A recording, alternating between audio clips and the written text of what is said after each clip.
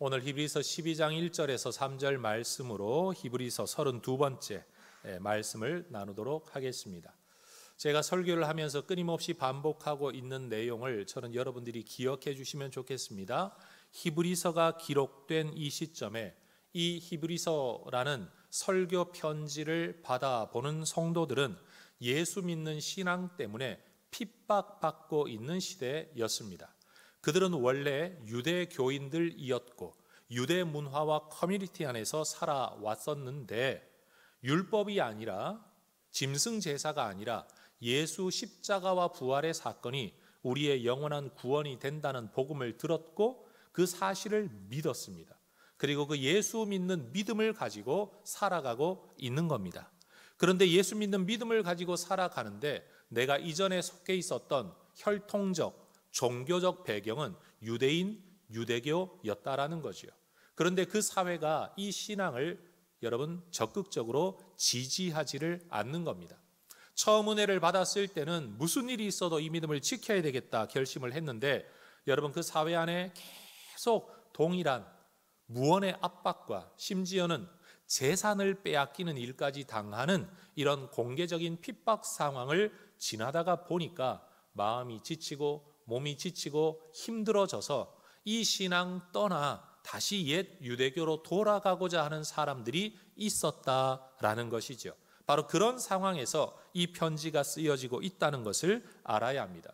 그들은 구원의 진리라고 믿었던 길을 떠나서 다시 말해 진리의 길, 구원의 길을 떠나 살기에 편한 길, 살기에 쉬운 길, 좁은 길이 아니라 넓은 길을 따라가고자 하는 사람들이 있었다라는 겁니다.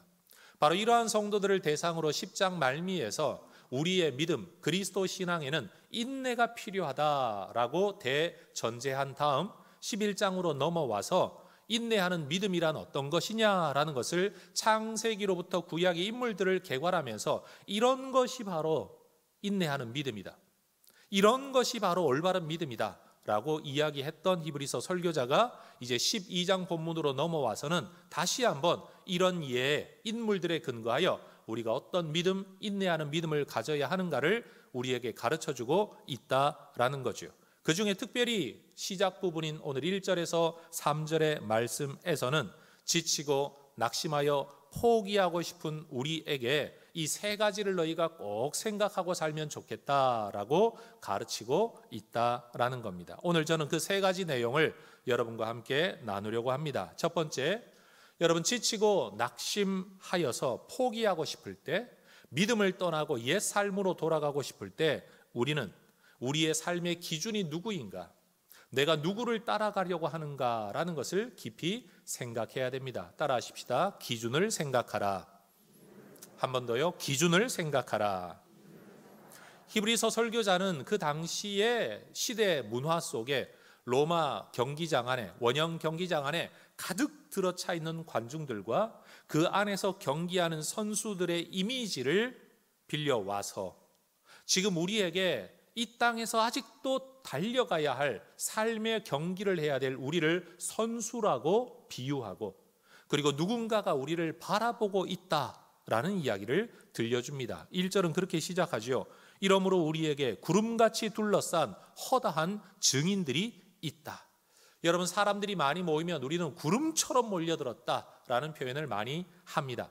그렇습니다. 원형 경기장 안에서도 엄청난 인파가 몰려 있을 때 구름 같은 관중이라는 표현을 그 사람들도 아마 썼던 모양입니다. 지금 히브리서 설교자가 말하고 있는 구름같이 둘러싼 허다한 증인들이라는 사람들은 11장에서 언급했던 하나님께 인정받았던 믿음의 사람들을 대표로 하는 구약의 많은 신앙의 사람들, 하나님을 섬겼던 사람들을 의미합니다. 여러분, 그 사람들이 자기의 경기를 끝내고 자기 집에 갔다, 죽었다, 떠났다, 천국 갔다 라고 말하지 않고 그들이 우리를 지켜보고 있다. 그들이 우리를 격리하고 있다. 이 경기를 잘 끝내라고 먼저 경기를 끝낸 올림픽 무슨 대표 선수들이 다른 선수들의 경기장에 몰려가서 관중석에서 열심히 응원을 하는 것처럼 그렇게 우리를 응원하고 있다라는 하나의 이미지를 우리에게 지금 보여주고 있다라는 거죠. 여러분, 그 믿음을 지켜갔던 믿음의 사람들, 그 구름 같은 허다한 증인들이 겪었던 이 일들은 오늘 우리가 겪는 일들과는 비교할 수 없을 정도로 힘들고 고통스러운 것이었습니다. 여러분, 우리가 11장에서 살펴보았던 믿음의 사람들의 이야기를 다시 한번 떠올려 보십시오. 내 인생이 괴롭다라고 말하기에는 그들 앞에 갖다 대면 정말로 세 발의 피도 안 된다라는 말처럼 여러분 여겨집니다. 그 어려운 상황에서도 그들은 인내하는 믿음의 사람들이라고 인정을 받았다라는 거죠. 여러분, 히브리서 11장을 마치면서 제가 여러분에게 이런 말씀을 드렸습니다. 히브리서 11장의 핵심 단어는 믿음만 있는 게 아니다. 믿음과 함께 하나님의 인정이 있었다. 하나님을 향한 사람의 믿음, 그 사람들을 향한 하나님의 인정, 이 두 가지가 만나는 자리가 바로 11장의 이야기라는 거죠. 그래서 11장 2절에 보면 선진들이 이로써 증거를 얻었느니라. 4절 증거를 얻었으니 하나님이 옳다라고 증언해 주셨다. 11장 5절 그는 옮겨지기 전에 하나님을 기쁘시게 하는 자라 하는 증거를 받았다. 11장 39절 이 사람들은 다 믿음으로 말미암아 증거를 받았다. 그들의 믿음이 옳다, 이것이 옳다라고 하나님 앞에 인정받았다라는 겁니다. 성도 여러분, 인생을 사는 중에 한 번도 가보지 않은 길을 가는 건 굉장히 두려운 일입니다. 그리고 그 길에서 성공적인 삶을 살아내는 것은 정말 어려운 일입니다. 삶을 사는 일에 한 번도 살아본 적 없는 인생길을 가는 길에 모델 삼을 만한 인물이 없고, 여러분 나를 도와주고 지지해주는 멘토가 없고, 여러분 나를 길잡이 해주는 사람이 없을 때 이 삶은 성공하기가 얼마나 어렵겠습니까? 여러분, 자기 혼자서 자기 길을 가려고 하는 사람들이 자주 실패하는 이유가 바로 그것입니다. 해본 일이 아니기 때문에, 가본 길이 아니기 때문에, 그럴 거라고 생각하고 가는 길이지 옳다라고 인정받은 길이 아니기 때문에 그렇다라는 거죠. 여러분, 내 스스로 힘이 있고 의욕이 있고 능력이 있을 때는 어떤 길을 가든지 도전할 수 있습니다. 그런데 그 도전에서 가장 어려운 일은 뭐냐? 하고자 하는 의욕이 사라질 때, 내면의 동기부여가 소진되어 버리고 말았을 때, 어디로 가야 될지 막막한 상황, 공황 상태에 처했을 때 그를 돕는 자가 없다면 의욕, 동기부여, 열정, 이 모든 것들이 힘을 잃게 되었을 때 과연 누가 그를 이끌어줄 수 있겠냐라는 거죠. 오늘 히브리서 설교자는 그렇기 때문에 네 안에 있는 열정과 믿음과 네 안에 있는 의욕만 가지고 생각만 가지고 살아가지 말고 너를 둘러싸고 있는 구름같이 허다한 증인들이 있는데 그들을 바라보고 가라라고 우리에게 말을 하고 있다는 겁니다. 여러분, 스포츠 선수들도 참 요즘은 한국의 스포츠가 얼마나 발달되어졌는지 모르겠어요. 옛날에는 우리나라 안에서 그냥 동네에서 좀 잘하면 잘한다 이랬는데 언제부터인가 국제적인 무대에 나가서 안 가본 길을 개척하는 선수들, 또 그들을 바라보면서 우리가 여기서만 살 게 아니라 저기서도 우리가 잘할 수 있구나, 우리나라에서만이 아니라 국제적으로도 잘할 수 있구나, 이 꿈을 꾸기 시작하면서부터 여러분, 차범근 같은 축구선수, 박지성의 계보를 잇고 손흥민 같은 선수들이 나오고 있죠. 박세리라는 엄청난 골프 선수가 여러분 말 그대로 미지의 길을 개척했을 때에 박세리 키즈라고 불리워지는 사람들이 그 꿈을 꾸면서 지금은 박세리보다 훨씬 더 많은 여러분 실적과 성적을 내는 사람들로 자라난 거죠. 왜 그렇게 되었을까요?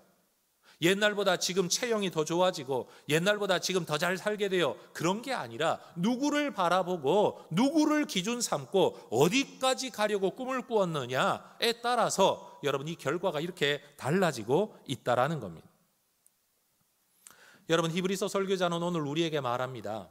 너 동네에서 예수 좀 잘 믿는 사람으로 멈추면 안 된다. 네 생각대로 잘하고 있겠지 이런 생각하고 살다가는 너 언제 힘 빠지고 의욕 잃어버려서 주저앉고 포기할지 모른다. 너희를 둘러싸고 있는 허다한 증인들이 있는데 그들을 보며 뛰어라. 여러분, 이것은 중의적인 의미인 것 같아요. 선수들은 관중들이 있을 때와 없을 때 경기력이 어마어마한 차이가 있다고 합니다. 여러분, 설교자도 그래요. 여러분, 청중이 있는 설교하고 청중이 없는 설교하고는요 천지 차이입니다. 꼭 나오시기를 주의 이름으로 축원합니다. 여러분, 선수들도 누군가가 박수치며 더 달리라고, 힘내라고 박수를 쳐주고 그의 이름을 불러줄 때 자기 안에 없는 힘이 여러분 솟아나게 되죠. 그런데 우리는 신앙의 길을 혼자 가고 있지 않고 여러분, 허다한 하늘의 증인들이 우리를 격려하고 있다. 그리고 너희들도 그 격려를 받는 것뿐만 아니라 네 앞만 바라보고 네 안에만 들여다보고 살지 말고 그들을 바라보고 살아가라고 말을 하고 있다는 겁니다. 성도 여러분, 우리의 생각대로만 예수 믿지 말고 내 생각대로만 신앙생활하지 말고 내 생각에 잘한다라는 거기에 머물지 말고 히브리서 11장에서 언급했던 이 믿음의 증인들, 모델들을 기준 삼아 여러분 믿음의 달리기를 더 열심히 해나가시기를 주의 이름으로 축원합니다.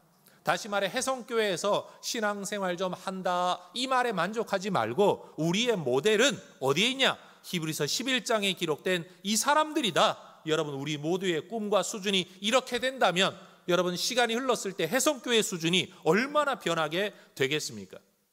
여러분, 나 하나 잘 먹고 잘 사는 교회를 꿈꾸지 아니하고 대한민국을 먹여 살리는 교회가 되겠다. 대한민국을 경제가 아니라 영적으로 먹여 살리는 교회가 되겠다라고 만약 우리가 꿈을 꾸게 된다면 아마 지금 우리의 노력과 우리의 헌신은 지금과는 완전히 달라지지 않겠습니까? 그렇죠, 여러분? 꿈과 목표가 달라지면요, 내면의 의욕과 열정도 달라지게 마련입니다.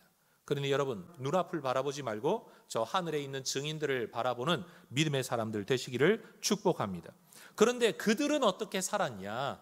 그 믿음의 증인들, 우리가 기준 삼아야 될 사람들에게 나타나는 두 가지 특징이 있더라라는 거예요. 그게 뭐냐? 첫 번째는 벗어버려야 할 것이 있고, 두 번째는 벗어버리고도 달리는 중에 끝까지 인내하는 모습이 있더라라는 겁니다. 1절 하반절을 보십시오. 모든 무거운 것과 얽매이기 쉬운 죄를 벗어버리고 인내로서 우리 앞에 당한 경주를 해라. 이 경주는 해야만 된다. 우리 앞에 당한 것이다. 우리가 이미 경기장에 들어섰다. 물러설 수 없다. 서 있을 수 없다. 달려야 된다. 그런데 어떻게 달려야 되냐? 따라하십시다. 벗어버리라. 인내하라. 여러분, 이 두 가지를 지킨 사람들의 모습을 본받으라라는 거죠. 여러분, 달리기를 하든 등산을 하든 운동을 하든 여러분, 이 힘겨운 일, 이 일을 하려면 우리는 거추장스럽고 불필요한 것들을 벗어버려야 합니다. 여러분, 달리기를 하는 선수가 양복을 입고 달릴 수도 있겠죠. 구두를 신고도 달릴 수도 있을 겁니다. 아니, 내가 이거 입고 뛰겠다는데, 내가 이 신발 신고 뛰겠다는데 뭐가 문제입니까?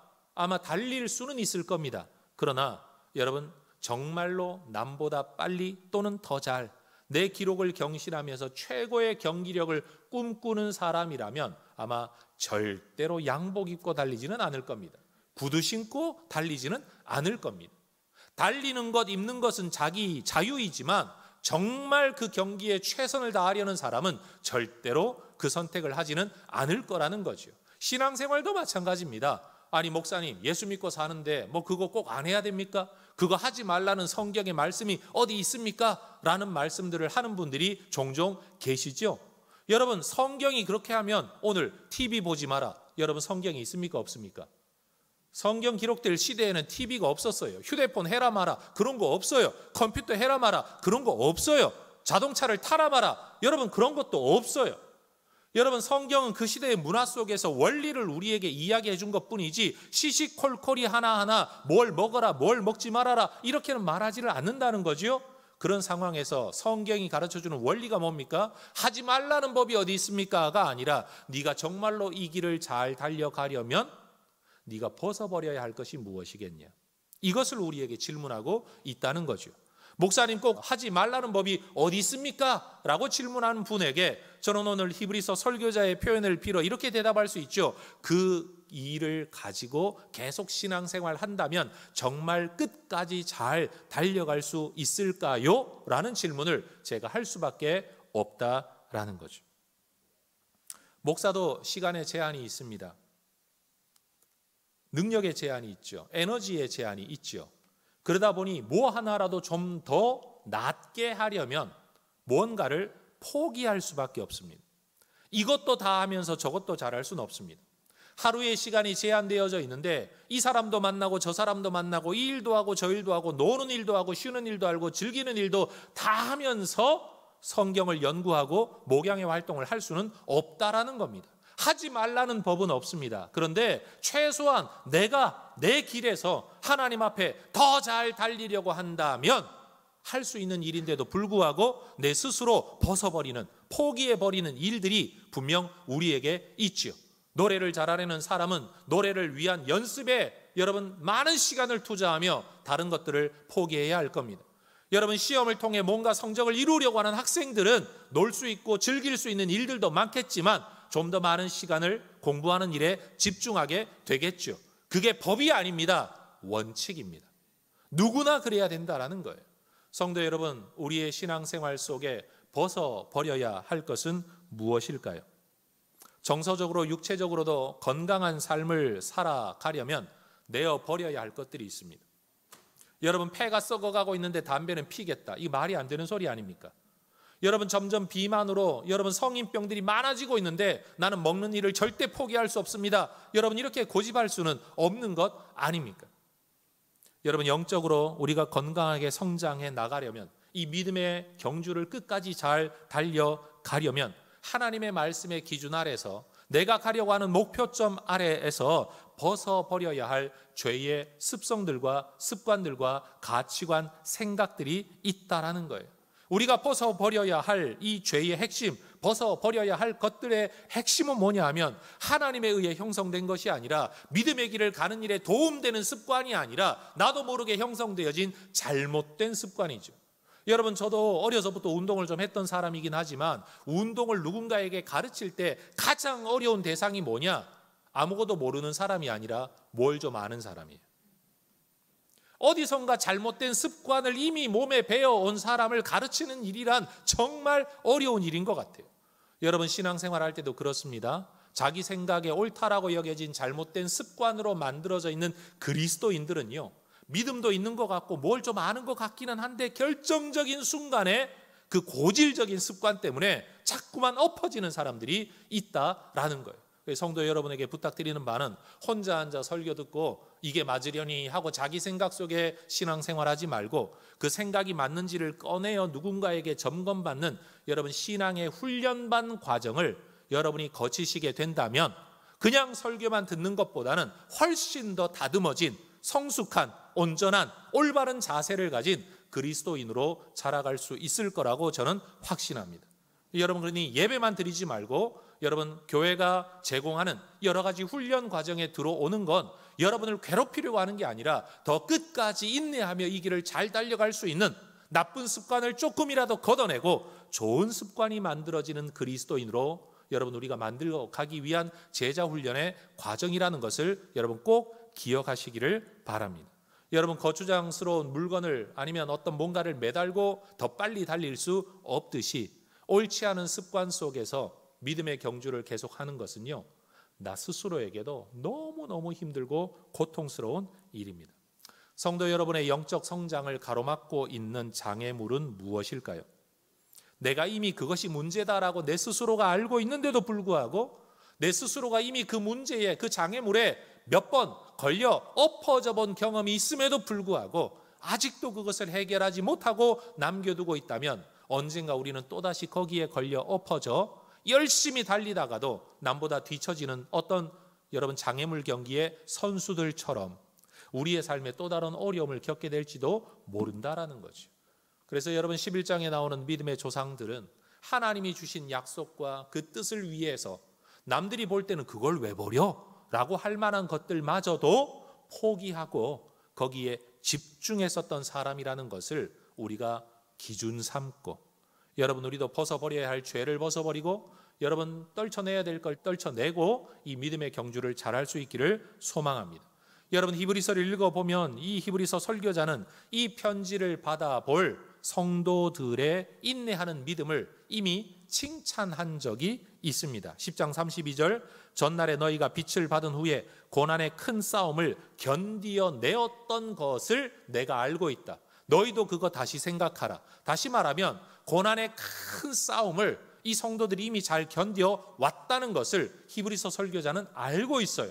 그렇지만 그는 또 한 번 권면합니다. 10장 36절, 그럼에도 불구하고 너희에게 인내가 필요함은 너희가 하나님의 뜻을 행한 후에 약속하신 것을 받기 위함이다. 약속하신 것이 이루어지기까지 결승선에 도달하려면 전날에 인내했던 것으로 만족하면 안 된다. 지금도 인내가 필요하다. 지금 그 이야기를 하고 있는 거죠.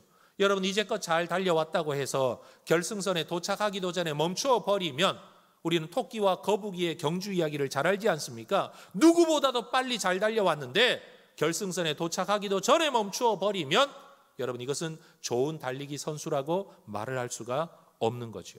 여전히 힘들고 어렵지만 달리는 일을 멈추어서는 안 된다라는 겁니다.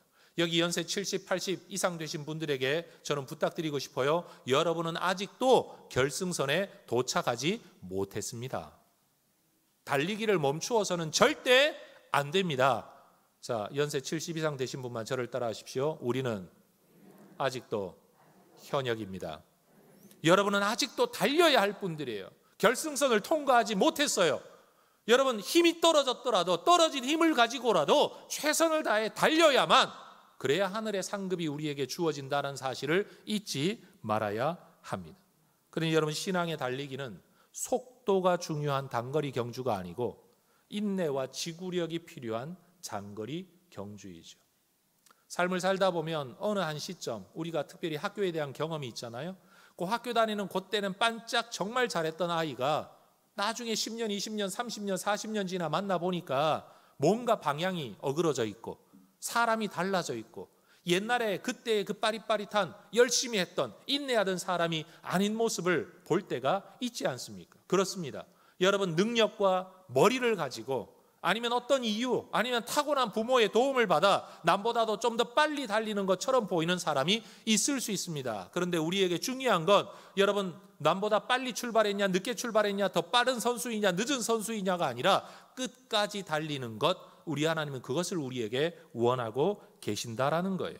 그러니 믿음의 달리기에서는 남보다 빨리라는 비교의식, 성취의식보다는 끝까지라는 인내의 의식이 훨씬 더 중요하다라는 거죠. 그리고 그런 삶을 살아낸 인물들이 우리의 기준이 돼야 된다. 내가 내 삶의 기준이 아니라 우리가 본받고자 하는 믿음의 인물을 기준 삼아야 한다라는 겁니다. 성도 여러분은 누구를 기준으로 삼고 계십니까? 여러분, 그 믿음의 경주의 결승선을 통과한 누구를 여러분 마음의 모델로 삼으시기를 주의 이름으로 축원합니다. 그리고 일이 있을 때마다, 어려울 때마다, 낙심될 때마다, 괴로울 때마다, 지칠 때마다 그분이라면, 그 사람이라면, 다윗이었다면, 요셉이었다면, 가장 궁극적으로는 예수님이시라면 어떻게 했을까를 생각하면서 여러분, 우리의 마음을 다잡을 수 있기를 소망합니다. 두 번째, 여러분, 우리가 지치고 낙심하여 포기하고 싶을 때 우리가 뭘 생각해야 되냐? 따라하십시다. 예수님을 바라보아야 합니다. 근데 오늘 본문의 의미를 보면 예수님을 바라보아야 하는데, 이 예수님은 어떤 예수님이냐? 무언가를 바라보시고 인생을 사셨던 예수님을 바라보아야 합니다. 다시 말합니다. 예수님을 바라보아야 하는데 이 예수님은 어떤 예수님이냐? 무언가를 바라보고 인내의 삶을 사셨던 그 예수님을 우리도 바라보아야 된다라는 거죠. 여러분, 이 세상에 자기가 태어나고 싶다고 해서 태어난 사람이 누가 있겠습니까? 그렇죠? 어느 철학자의 말처럼 우리는 이 세상에 던져진 존재입니다. 그런데 여러분, 우리는 믿습니다. 우리의 생명의 주권이 하나님께 있기 때문에 하나님이 뜻과 목적과 섭리 안에 우리에게 생명을 주신 줄로 믿습니다. 그런 점에서 예수님도 세상에 던져지셨죠. 세상으로 보냄을 받으셨죠. 그런데 그 예수님은 자기에게 주어진 삶을 허비하지 않으셨습니다. 던져진 인생, 내 뜻대로 아니라 아버지 뜻대로 이 땅에 왔으니 난 몰라, 알아서 하시겠지라고 살지를 않으셨다라는 겁니다. 하늘 영광을 버리고 구유를 통해 이 땅에 오신 우리 예수님, 외롭고 힘들고 어렵고 고통스러운 모든 상황을 거치면서도 우리 예수님은 이 사명의 달리기, 인생의 달리기를 끝까지 인내하며 잘 달리셨죠. 그래서 하늘의 면류관을 얻지 않으셨습니까? 여러분 승자만이 올라설 수 있는 시상대와 같은 그 자리에서 하나님의 보좌 우편이라는 시상대에 우리 예수님이 올라서셨다라는 거예요. 예수님을 하나의 모델로 우리에게 이야기를 하고 있는 겁니다. 2절 말씀 같이 읽어보겠습니다.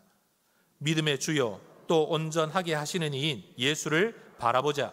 그는 그 앞에 있는 기쁨을 위하여 십자가를 참으사 부끄러움을 개의치 아니하시더니 하나님 보좌 우편에 앉으셨느니라. 여러분 예수님께서도 참으셨답니다. 뭘 참으셨어요? 십자가를 참으셨어요. 여러분 예수님이라고 십자가가 왜 괴롭지 않으셨겠습니까? 그런데 예수님은 그 고통을 개의치 않으셨다. 여러분 개의치 않았다라는 말은 몰랐다라는 말이 아닙니다. 상관하지 않았다라는 게 아닙니다. 힘들고 어려웠지만 그것 때문에 가야 할 길을 멈추지 않았다라는 겁니다. 그런 면에서 예수님이야말로 11장 38절이 말씀하고 있는 세상이 감당하지 못할 믿음의 사람이신 거죠. 여러분 세상이 감당치 못한다는 뜻이 무엇입니까? 세상에 있는 것으로 움직일 수 없다. 세상이 그에게는 적합하지 않았다. 다시 말해 믿음의 사람들은 세상을 내가 적응해야 될 그 무엇으로 여기지 않았다라는 겁니다. 예수님은 세상의 영광을 추구하지 않았기 때문에 세상의 것을 개의치 않으신 겁니다. 예수님은 십자가의 고통, 그것이 목적, 그걸 피하는 게 삶의 목적이 아니었기 때문에 그 고통에도 개의치 않았다라는 겁니다. 우리 예수 믿는 사람들이 기억해야 될 게 이겁니다. 예수 믿으면 복 받는다. 복 받는 거 고통이 없는 거다. 복 받는 거 뭐든지 잘 되는 거다 라고 생각을 하면 여러분 아플 때마다 고통스러울 때마다 일이 잘 되지 않을 때마다 개의치 않는 게 아니라 개의해야 되는 게 우리의 현실이죠. 왜? 그게 목적이었으니까. 그게 본질이었으니까. 그런데 우리 예수님은 여러분 사람들이 박수치며 환영하며 따라올 때도 개의치 않았고 예수님은 사람들이 그를 임금 삼으려고 할 때도 그것을 개의치 않았고 십자가의 고통 속에서도 그것을 개의치 않았습니다. 왜요? 목표하는 결승선이 왕이 되는 것도 아니고 고통받지 않는 것도 아니었기 때문입니다. 달려야 할 목표 지점이 다른 데 있었기 때문이라는 거예요. 우리 예수 믿는 사람들이 바로 그러해야 된다는 거죠. 예수님이 바라보았던 결승선이 무엇입니까? 그 너머에 있는 그 앞에 있는 기쁨이었어요. 따라하십시다. 그 앞에 있는 기쁨. 다시요. 그 앞에 있는 기쁨. 여러분 달리기 선수들도 절대로 결승선을 목표로 달리지 않는다고 합니다. 잘 들으십시오. 결승선만을 목표로 달리다가 보면요 거의 다 온 순간 다 왔다라는 마음 때문에 힘이 좀 풀려서 아주 미세하지만 속도가 늦춰진대요. 그래서 최고의 선수들은 결승선을 목표로 하지 않고 결승선 너머에 있는 어떤 지점까지 전력으로 달려서 결승선을 통과하는 순간에도 최고의 속도를 유지하게 하는 것, 이게 진짜 선수들이래요. 여러분 예수님은 십자가에서 죽는 것을 목표로 살지 않으셨습니다. 예수님은 그 십자가 넘어 있는 기쁨을 목표로 사셨습니다. 성도 여러분, 인생 죽으면 끝이니 죽을 때까지만 잘 달리자라는 마음을 먹고서는요 힘들어요. 왜냐하면 인생의 목표가 죽음이고 죽으면 끝나는 것만이 목적인 사람이 최선을 다해 살아갈 수는 없는 거죠. 오히려 그 죽음 넘어 있는 기쁨. 어떤 기쁨? 예수님이 바라보신 기쁨. 예수님이 바라보셨던 기쁨이 어떤 것일까요? 우리의 구원이 이루어지는 기쁨. 죽음이 지배하고 있는 세상에 생명이 들어오는 기쁨. 그 일을 이루신 하나님이 맡기신 일을 성취하시는 기쁨. 하나님의 보좌 우편에 앉으시는 기쁨. 여러분 우리에게 주어진 삶의 길을 다 마쳤을 때 따라오는 건 여러 가지죠. 선수들은 최고의 기록을 위해 자기를 극복하기 위해 달리지만 여러분 그 이후에 여러분 나라가 보상금을 주기도 하고 메달을 주기도 하고 기록을 주기도 하고 명예를 주기도 하지요. 여러분 그 모든 것들은 따라오는 것들이에요. 여러분 우리도 예수님을 바라보고 이 길을 가야 할 것입니다. 예수님은 자기를 조롱하는 사람들에게 개의치 않았습니다. 내가 가야 할 목표점이 있다. 나는 얻고자 하는 기쁨이 있다. 사람들이 그를 임금 삼으려 할 때도 그 기쁨에 만족하지 아니하시고 내가 얻을 기쁨은 하나님 보좌 우편에 앉아 하나님의 뜻을 이루는 그 기쁨, 예수님 바라보신 기쁨과 목적지가 달랐다라는 거죠. 여러분 우리 예수님은 구약의 모든 인물들이 바라보고 살았던 목표점이었습니다.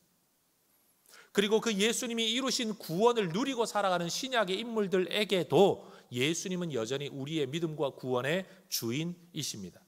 그래서 성경은 믿음의 주요 또한 온전하게 하시는 분이라는 이 말은 믿음의 시작이요 끝이다, 알파와 오메가다, 믿음의 창시자요 믿음의 완성자이다 라는 의미가 있다라는 거죠. 예수님께서 그런 삶을 사심으로 그렇게 되셨다. 그러니 우리는 그 예수님을 바라보아야 한다. 예수님이 바라보았던 그 표대를 우리도 바라보고 달려가야 된다라는 거죠.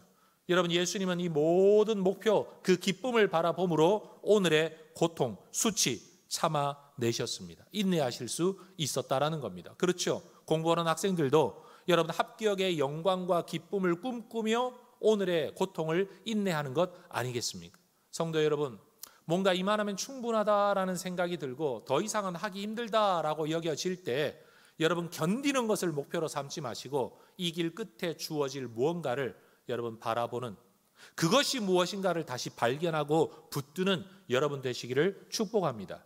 견디는 게 신앙생활의 목적이 아닙니다. 견딤을 통해 얻고자 하는 게 뭐냐, 그걸 다시 한번 분명히 하라는 거죠.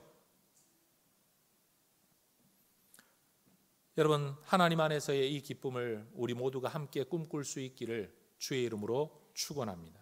세 번째, 지치고 낙심하여 포기하고 싶을 때 우리가 해야 할 일이 뭐냐? 따라 하십시다. 예수님을 생각해야 합니다. 예수님을 생각하라라는 거예요.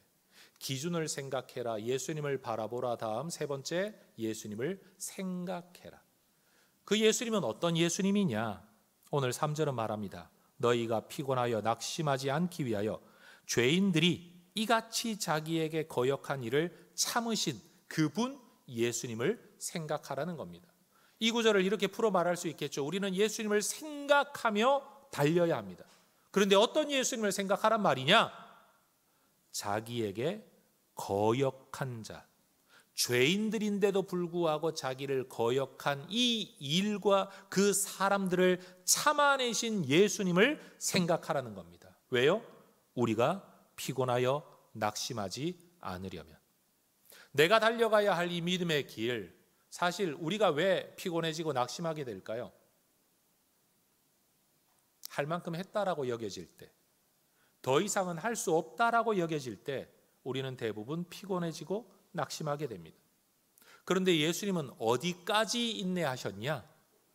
죄인들이 자기에게 이처럼 거역하는 일까지도 참으셨다라는 겁니다. 여러분, 예수님이 구원자로서 이 땅에 오셨을 때 세상은 그분을 아멘으로 할렐루야로 받들어 모시지를 않았습니다. 요한복음 1장 10절과 11절은 말씀하죠. 그가 세상에 계셨으며 세상은 그로 말미암아 지은 바 되었으되 세상이 그를 알지 못하였고 자기 땅에 오매 자기 백성이 영접하지 아니하였다. 알아보지도 못했고 영접하지도 않았다. 누가? 구원자가, 창조자가, 구세주가, 왕이. 여러분, 예수님의 참으심은요, 죄인이 오히려 구원자와 심판자를 심판하는 자리. 여러분, 적반하장이라는 말 아시죠? 적반하장의 한자어 뜻은 도적적자입니다. 여러분, 도둑이 들어오면 도둑을 물리치기 위해 내가 몽둥이를 들어야 되는데 오히려 도둑이 몽둥이를 들고 있는 것, 이게 적반하장이라는 말의 뜻입니다. 여러분, 예수님은 세상을 구원하기 위해 오셨습니다. 그런데 세상은 그분을 죽입니다. 심판자이신 예수님이 이 땅에 오셨습니다. 그런데 세상이 예수님을 죄인이라고 심판했습니다. 하나님의 뜻을 아는 하나님이 여러분 이 땅에 오셨습니다. 그런데 오히려 그 하나님이 하나님 아니라고 자기들이 결정을 내렸습니다. 여러분들이 예수님이 순환을 당하셨던 성경의 이야기들을 잘 알고 있습니다. 마태복음 26장 67절, 이에 예수의 얼굴에 침 뱉으며 주먹으로 치고 어떤 사람은 손바닥으로 때리며. 여러분, 예수님이 당하신 일을 여러분 한번 상상해 보십시오. 여러분이 지금 예수님이라고 한번 생각을 해 보십시오. 여러분, 누군가를 앞에 놓고 땅에 침을 뱉어도 이건 엄청난 모욕, 야 한번 싸워보잔 말이냐라고 우리가 받아들이는 판에 예수님의 얼굴에 침을 뱉습니다. 여러분, 주먹으로 쳤다 그럴 때 여러분 팔뚝 옆에다가 그냥 툭 치면서 야 뭐 친구들끼리 야야 있잖아 뭐 그렇게 친 것 같습니까? 주먹으로 치는 건 얼굴 친 거고요. 여러분, 손바닥으로 때리는 것도 뺨을 때린 겁니다. 예수님의 얼굴, 한 사람의 인격이라고 형상되어지는 그 얼굴에 주먹으로 치고 뺨으로 때리고 침을 뱉는 일을 예수님은 참으셨습니다. 여러분, 똑같은 사람들, 심지어 나보다 권위가 좀 더 있다고 하는 사람들이 나한테 그런 행위를 해도 엄청난 모욕으로 받아들일 텐데, 참기 힘들 텐데, 왕이신 하나님이신 예수님이 죄인에 의하여 이런 일을 당하신 겁니다.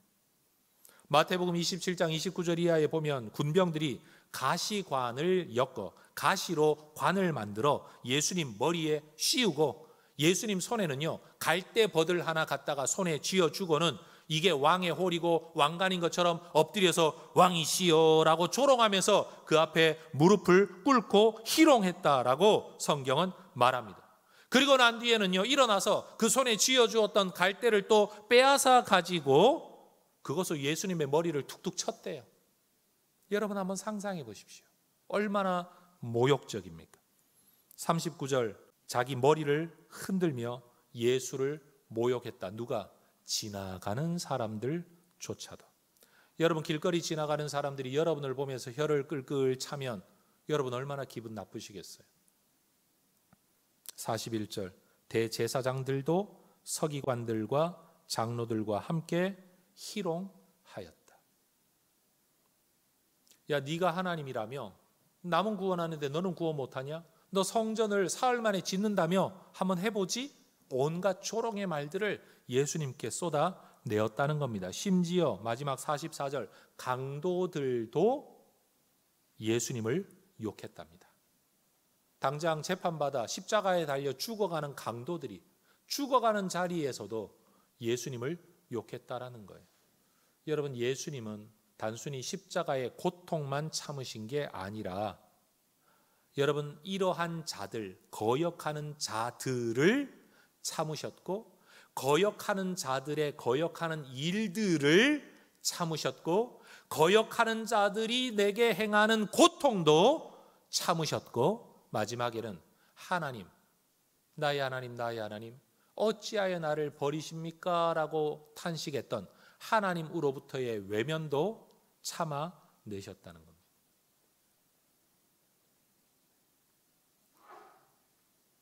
그리고 그 예수님은 참으시기만 한 게 아니라 누가복음 23장 34절을 보면 예수께서 이르시되 아버지 저들을 사하여 주옵소서 자기들이 하는 것을 알지 못함이니이다. 그 일을 행하고 있는 그 사람들을 향해 그냥 두고 보자 참은 게 아니라 오히려 불쌍히 여기시며 몰라서 저러고 있는 사람들 하나님 용서해 주십시오라고 기도까지 하셨다라는 겁니다. 여러분, 예수님의 참으심이 단순한 고통에 대한 인내만이 절대 아닙니다. 이 참음은요, 사람에 대한 참음이죠. 상황에 대한 참음이죠. 그로 인해 부당한 고통에 대한 참음을 포함하고 있다는 겁니다. 그런데 오늘 히브리서 설교자가 말합니다. 이 예수님을 생각해라 라는 겁니다. 예수 믿고 이 땅을 살아가는 동안에 우리가 당하는 일이 항상 합리적인 일이 아닙니다. 예수 믿고 살아가는 동안에 우리가 치러야 될 신앙의 대가가 여러분 항상 치를 만한 대가의 가치가 있다라고 여겨지는 일들이 아니라는 겁니다. 그럴 때 여러분 하기 싫죠. 덧정이 떨어지죠. 그냥 기분과 빈정이 상해버리죠. 내가 왜 굳이 이렇게 해야 돼? 라는 말이 입에서 툭툭 튀어나오죠. 그때 인내하며 그 길을 가려면 예수님을 생각하라는 겁니다. 교사 선생님들, 목자 여러분들, 내가 왜 굳이 이렇게 해야 돼? 남의 영혼을 가지고 내가 왜 저런 인간 때문에 속상해야 돼? 싶을 때 누구를 생각하라고요? 예수님을 생각하라는 겁니다. 예수님은 죽어줄 만한 가치가 있는 사람들을 위해 죽으신 게 아니라 바로 이런 사람들을 위해 죽어주셨습니다. 여러분, 2000년 전 유대 땅에서 예수님의 향해 표현되어졌던 이 적개심, 이 조롱은요, 예수님의 제자들에게도 그대로 이어졌었고 히브리서의 성도들에게도 이어졌었고 오늘 우리에게까지 이어지고 있습니다. 예수님은 요한복음 15장 19절에서 그렇게 말씀하셨습니다. 너희는 세상에 속한 자가 아니요 도리어 내가 너희를 세상에서 택하였기 때문에 세상이 너희를 미워하느니라. 세상에 속한 자가 아니라 예수님께 속한 자이기 때문에 너희는 미움을 받고 있다, 받게 될 거다. 심지어 히브리서 10장 33절에 히브리서의 성도들은 비방과 환난 때문에 사람들에게 구경거리까지 되었다. 이 비방과 환난은 무엇 때문에 온 거죠? 믿음이죠. 믿음으로 말미암아 환난을 당할 때 사람들이 그거 봐라, 예수 믿더니만 저렇게 되었다, 믿음 때문에 저 따위 산대 라고 사람들이 조롱하고 손가락질하는 구경거리까지 된 이 성도들에게 오늘 히브리서 설교자는 뭐라고 말하고 있냐? 힘들지, 견디기 힘들지, 예수를 생각해라. 예수님이 당하셨던 일을 생각해라. 예수님이 참으셨던 사람들이 누구인가를 생각하라라는 겁니다. 사실 예수님을 생각해 보면 내가 속 끓이고 있는 그 사람은요, 천사죠. 여러분 이해가 안 되십니까? 예수님이 당하셨던 그 일을 행하는 사람들의 악독함을 생각해 보면 내가 지금 가슴 아파하고 못 견디겠다, 마음 상한다 라고 생각하고 있는 그 사람은 여러분 진짜 천사와 같은 사람들이에요. 못 참을 사람들이 아닌 거죠. 어려운 이야기입니다. 그러나 기억해야 할 이야기입니다. 여러분 육체의 한계를 지닌 인간으로서 여러분 중력을 거스르고 에너지의 소진과 탈진을 극복하면서 목표 지점까지 달리기를 한다라는 것은 참 어려운 일입니다. 오늘 우리도 굳이 핍박이라고까지 말할 수는 없지만 우리의 신앙이 지지받거나 보호받는 게 아니라 오히려 비방받고 손가락질 당하는 시대를 살아가는 것, 이건 어려운 일입니다. 아마 앞으로도 이런 분위기는 절대 바뀌지 않을지도 모릅니다. 박수받아도 달리기 힘든 인생인데 격려받고 칭찬받아도 여러분 이 믿음의 길 가는 게 쉬운 게 아닌데 더군다나 이 믿음 때문에 박해까지 받는다, 조롱받는다, 손가락질 받는다, 결코 쉬운 일이 아니죠. 그러니 여러분 이런 시대에 예수 믿고 교회 공동체 안에서 교회 멤버십을 가지고 살아간다라는 건 얼마나 어려운 일입니까?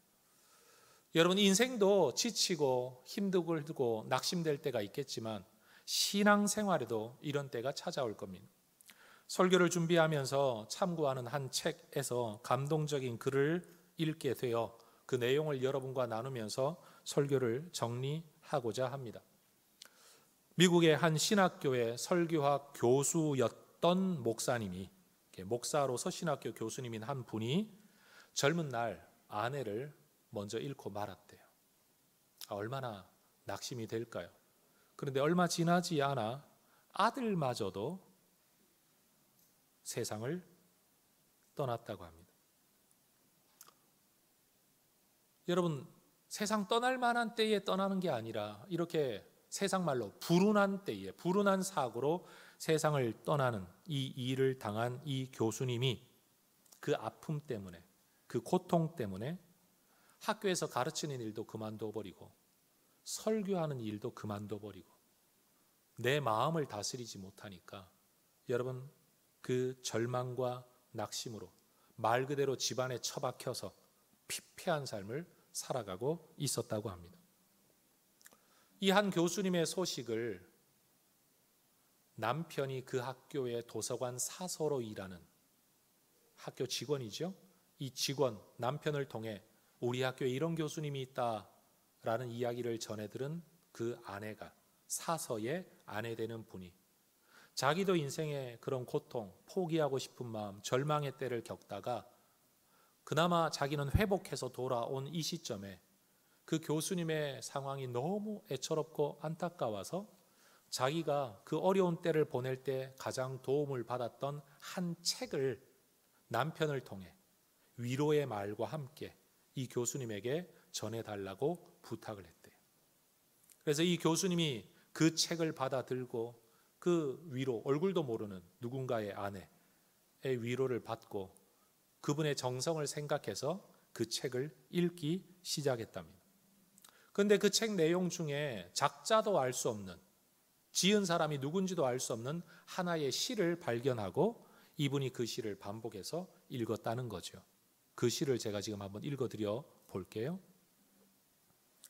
포기하고 싶지만 포기하지 않을 것이다. 하나님과 의를 위해 밤낮으로 싸워야 할 전투가 있다. 포기하지 않을 것이다. 포기하고 싶지만 포기하지 않을 것이다. 피곤한 게 사실이다. 염려가 밀려들고 비참하게 느껴진다. 그리고 지칠 대로 지쳤다. 그러나 포기하지 않을 것이다. 포기하고 싶지만 포기하지 않을 것이다. 절대로 그렇게 하지 않을 것이다. 격전지에 누워 나의 방패를 던져버릴 수는 없다. 절대로 그렇게 하지 않을 것이다.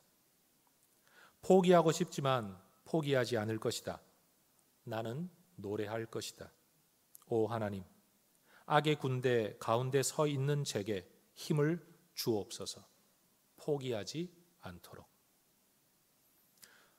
어쨌든 이 시 때문이었는지 무엇 때문인지 알 수는 없지만 이 교수님은 다시 일어서서 상실감, 패배감, 낭패감, 좌절, 절망, 무기력, 방황, 이 모든 것들을 내려놓고 다시 신학교 교실로 돌아가 80세가 넘을 때까지 다시 학생들을 가르치며 설교자로 인생을 사셨다고 합니다.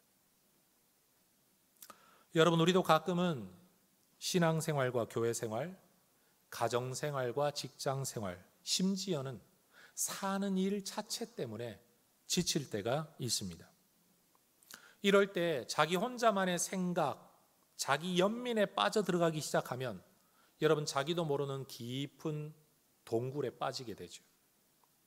내가 제일 불행한 사람이라고, 이 세상에서 내가 제일 불행한 사람이라는 생각 속에 자기도 모르게 늪 속에 빠져 들어가게 됩니다. 살아가야 할 의미를 발견하지 못하게 되죠. 이럴 바에야 죽는 게 낫지 않겠냐. 남편이 무슨 소용이 있냐, 아내가 무슨 소용이 있냐, 자식이 무슨 소용이 있냐, 교회가 무슨 소용이 있냐, 먹고 사는 게 무슨 소용이 있냐, 일하면 뭐하냐. 여러분, 이런 생각 속에 빠져 들어가게 되는 거죠. 바로 그때 오늘 히브리서 설교자는 말합니다.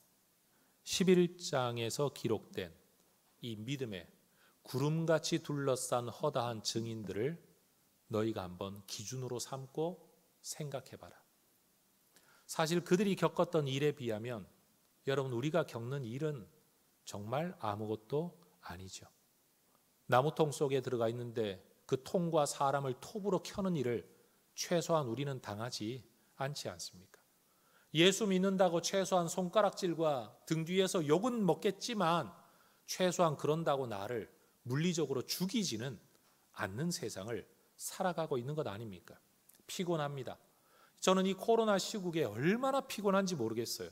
저는 한 5년 목회한 것 같은 피로도를 느끼고 있어요. 매 순간마다 상황이 어떻게 되나, 뭘 해야 되나, 어떻게 대처를 해야 되나, 나아갈 수도 없고 물러갈 수도 없고 안 할 수도 없고 할 수도 없는 목사로 이 땅을 살아야 될 내가, 기독교 공동체의 작은 공동체의 리더로 살아야 될 제 입장에서는요, 지금 살아가는 자체가, 숨쉬는 자체가 너무 피곤해요. 아마 여러분들도 마찬가지일 거라고 생각이 되어져요.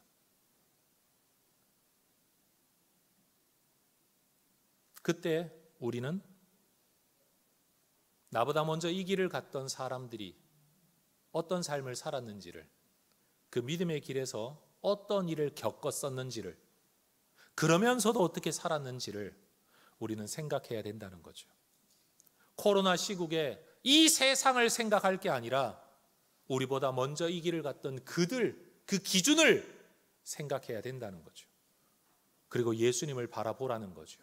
예수님도 그 어려움을 견디시면서 뭘 꿈꾸셨나? 이 땅에서 대접받는 걸 꿈꾼 게 아니라 그 너머에 있는 기쁨을 바라보셨다. 나도 이 세상에서 인정받고 대접받는 게 아니라 이 세상 그 너머에서의 기쁨을 끝까지 바라봐야 된다. 이거 놓치면 안 된다. 예수님을 생각하라는 거죠. 어떤 예수님이요? 영광받고 추앙받고 박수받는 예수님이 아니라 죄인들이 자기에게 이렇게까지 거역하는 그 일, 그 사람을 참으신 그 예수님을 생각하라라는 거죠. 그러므로 벗어버릴 거 벗어버리고 인내하며 이 길을 달려가라고 이야기하고 있다는 겁니다.